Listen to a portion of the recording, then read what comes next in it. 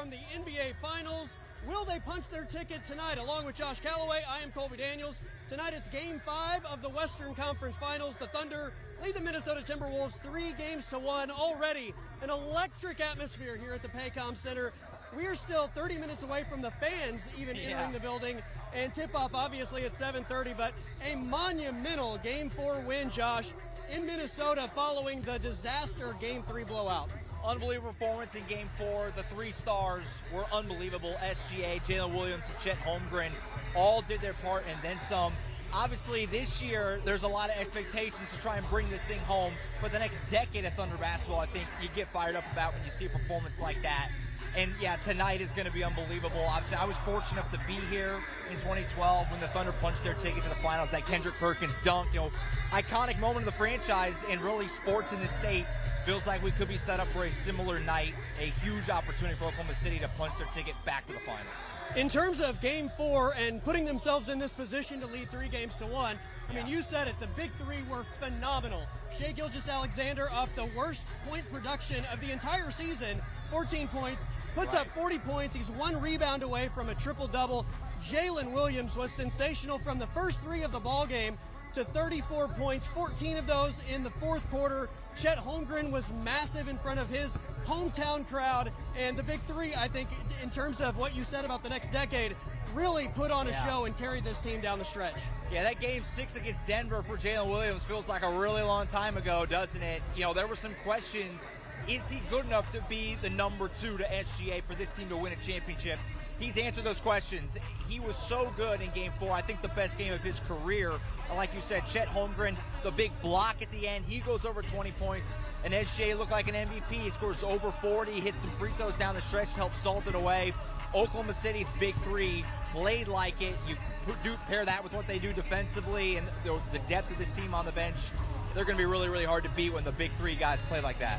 They were great, but it all started with, I think, the just overall energy level at tip-off, right? They were able to match what Minnesota brought to the court, and that pays off for a team that maybe is more talented overall. In Game 3, it was kind of a no-show for the Oklahoma City Thunder, and you had a team backed into a corner playing with urgency like their season was on the line. Game 4, the Thunder came out with their hair on fire. They were able to match that energy, and I thought it was a fun game, maybe until the final 15 seconds that felt like it took an eternity to play out with all the fouls, but a slugfest in the fourth quarter as I'm taking game notes, and I felt like every 10 seconds I'm writing bucket on both sides, right? It wasn't just the Thunder getting those buckets. Minnesota kept bringing it as well, and I thought both teams did a great job of answering the other. No, it reminded me of Game 5 against Denver here, where just both teams throwing haymakers down the stretch.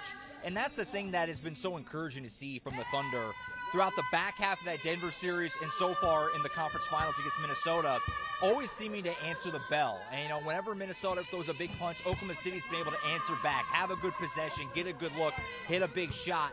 You've seen Oklahoma City, we talked about it a lot against the Nuggets, getting better with each game. That has continued through this series. They continue to answer the bell every single time. And yeah, Mark Daigneault, he went back to that fouling up three. He wasn't scared to do it. It worked out this time, and Oklahoma City held on and got a huge win to get within one now, reaching the finals. Well, the defense was phenomenal. They did a great job of not giving Anthony Edwards a lot of good looks. And look, he didn't have a great point total. He played well, though. He distributed the basketball and got everybody else involved. They limited Julius Randle, the two big stars, but they gave up a lot of open threes to the supporting cast. Will those guys shoot the ball as well on the road? We don't know, but Mark Daigneault talk about the defensive performance.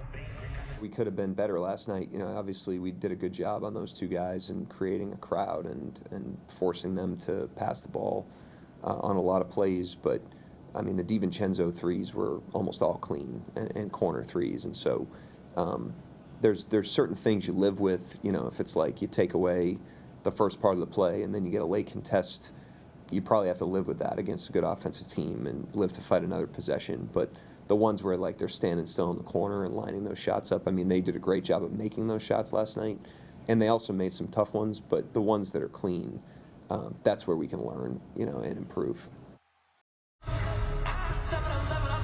So there you go. You take away the stars, but you can't give the supporting cast just free looks. You at least have to make some sort of, give them a contested shot. if nothing else. And we'll see what happens here tonight in the Paycom Center. Again, I don't think the role players are going to be nearly as comfortable on the road as they were at Minnesota. All right, let's check in with our own David Chazanov. I mean, David, Thunder superfans, they've been dressing up, they've been creative with art projects, and you caught up with somebody that did some lawn art here in Oklahoma City. Colby, Josh, I am so excited to tell you about this, and if you're not excited already, we have the Thunder Girls with us here tonight to give you some hype for the game. Now, Charles Lloyd tells me he put this all together in about a couple weeks, though it does take him a couple of days just for maintenance. You got to see it for yourself. As they kept progressing through the playoffs, I decided I'm carving it out. And so I carved it out and painted it. Been getting a bunch of attention ever since. 3 weeks ago, Charles Lloyd decided to use his mowing talents to show his passion for the Oklahoma City Thunder. They're so good. Pull-up jump shot, got it. They've just been leading the NBA all year long. Williams a drive, up and under, banks at home. And just so good. I don't see how they can be beat. He waited for the grass on his lawn to grow. Then he carved it out with a weed eater in the shape of the logo and painted over it. Just had a lot of, happy responses from everybody. Most of the time when someone sees it for the first time, they say, wow. The 68-year-old has been a fan of the Thunder since 2008. Lloyd says this year has been really special. Holmgren lines it up, nails the three. Thunder's doing so great this year. Alley-oop to Holmgren. He says if OKC makes it to the NBA Finals and wins a championship, he'll add Thunder to the top of the logo and 2025 champions at the bottom. I'm excited. And we could be heading that way tonight, maybe. OKC team looks different. Lloyd has never been to a Thunder game, but thanks to the generosity of other fans, Game 5 tonight will be his first time. This is a dream come true for me. Nicest thing I've ever happened to me. Lloyd says he's hoping for a W for his first ever game. I mean, who can blame him? And you can check out his artwork at Southeast 61st and Lindsay. I'll send it back to you guys. Reporting in Oklahoma City, David Chasnoff, Fox 25 News. Absolutely love it. I love the excitement about what this team could potentially accomplish tonight, which is punching their ticket to the NBA Finals. That's been the buzz around the Paycom Center this afternoon as we get closer to game time, potentially earning their spot in the NBA Finals. I would imagine it's very difficult to not overlook tonight's game because they still have to win to get there. Mark Dagnall spoke about not looking ahead. Yeah, we just try to make a habit of staying very present, and we've tried to do that for years now.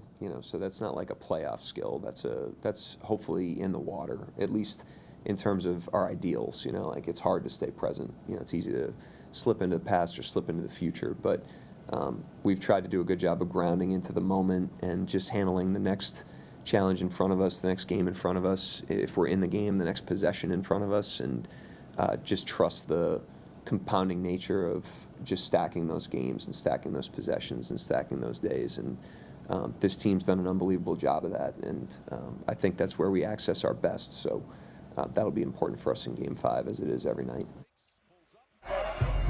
I mean, look, if they start this game like they did in Game 3 and they're sort of going through the motions, this Minnesota Timberwolves team, whose season is actually on the line tonight, are going to bring it, and you don't want a repeat of game number 3. Now, I know it's in the Paycom Center. You're going to have the energy from the home crowd, but you have to give them something to cheer about. I think as long as you're able to start with high energy, everything should fall into place. Agree completely. A good start would be monumental tonight, just to put some pressure on Minnesota. They're the team, like you said, their season's on the line tonight. It's win or go home for the Timberwolves. So Anthony Edwards, Julius Randle, these guys are going to give their best punch to try and keep their season alive, get this thing back to Minnesota. But if OKC can get out early, get this crowd feeling it, tasting it a little bit, smelling it, then you'll be in good shape down the stretch. If they can bring that same intensity as they brought in Game 4, I think they're going to be fine. Lou Dort spoke on what adjustments they potentially make for Game 5. Every game is going to be different. The main thing for us is we always got to compete and do everything we got to do to win the game. But there's so many stuff. Being more aggressive, winning more closeout, rebounding. There's just so many stuff that you can look at and get better at, and which we did. They got a lot of offensive rebounds. I felt like we did a good job on the defensive possession, and then they ended up getting a rebound, which is tough. So that's a big one that we can take care of. Be a giant point of emphasis tonight in terms of not giving up those offensive rebounds. I know the Thunder got their fair share in Game 4 as well. This place is going to be off the charts electric from start to finish, and we gotta finish this with J-Dub and Chet's reactions after the Game 4 win about what they envision the Pregame Center being tonight in a home Game 5. We don't even need to answer that. We know. You know. Yeah, you be there. Hopefully really, really loud. Probably loudest of the season. We also got to give them a reason to be loud, if you know what I mean. But we understand what's ahead of us, and if you look too far ahead, that's when you start to stumble. So, like, it's 1st to 4, you know. So we haven't won this series yet. We still have a job to do, and yeah, like I said, you just can't look too far ahead. But definitely excited to go back to OKC and play. I know we all want to see a repeat performance from the Big Three in this series. Shea's averaging 35, Dub 20, and Chet 15, but you're also going to get, most likely, a better performance from Kasem Wallace, Aaron Wiggins, Alex Caruso, those guys that maybe didn't play as well on the road. Absolutely. You would imagine that those guys feeding off this home crowd, it's going to be their best shot tonight as well. And I love what Jalen Williams said there. We got to give them a reason to be loud. That's the key. Good start, like you mentioned earlier. Ride it and make this a special night here in Oklahoma City.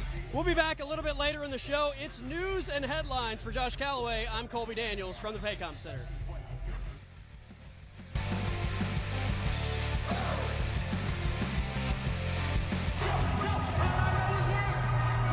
Welcome back to the Pregame Center. We are just over 2 hours away from tip-off.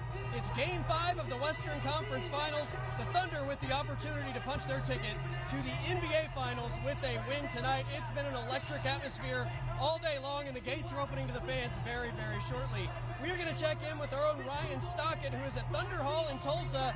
Ryan, I imagine the fans are juiced for this matchup tonight.